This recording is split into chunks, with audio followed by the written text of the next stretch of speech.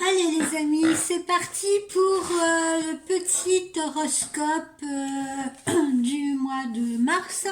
Et on commence bien évidemment avec les béliers. Alors, les béliers, que vous dire?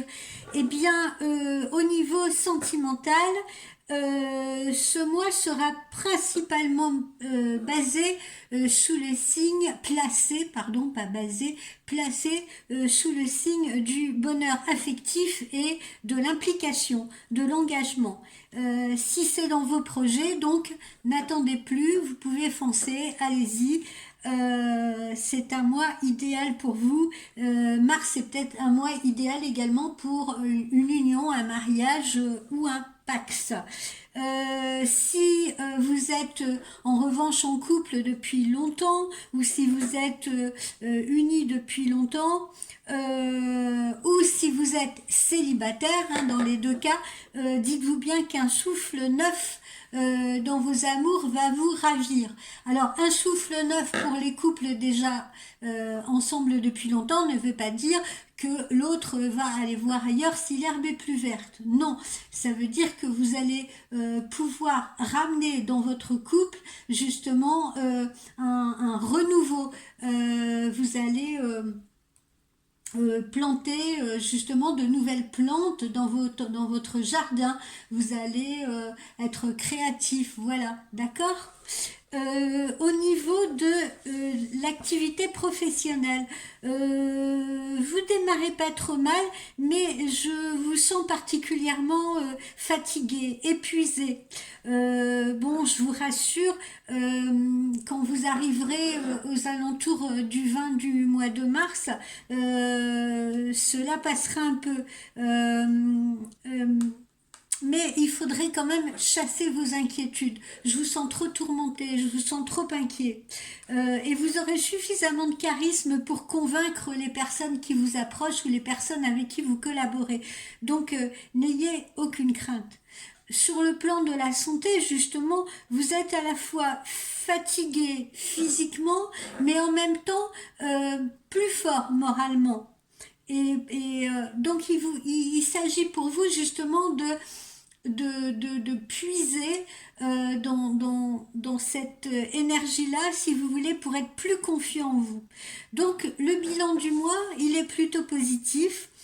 Vous ferez preuve d'enthousiasme, mais je vous dis, il faut attendre quand même le 20 de ce mois et ça va vous permettre de pallier justement aux coups de pompe que vous pouvez rencontrer ou que vous pourrez rencontrer d'ici là et qui vont surtout vous assaillir, j'ai l'impression, en début d'après-midi. Donc ne faites pas des repas trop lourds et accordez-vous vraiment de vraies pauses pendant le week-end. Qu'est-ce que j'ai sorti pour vous dans l'oracle des chats? L'accident. Alors, l'accident, je vous rassure, c'est-à-dire que vous allez prendre votre voiture et que vous allez, comment dire, heurter une voiture au premier croisement. Pas du tout. L'accident, c'est aussi les choses qui arrivent. Les choses qui arrivent vite. Ça peut être justement un changement brutal de situation.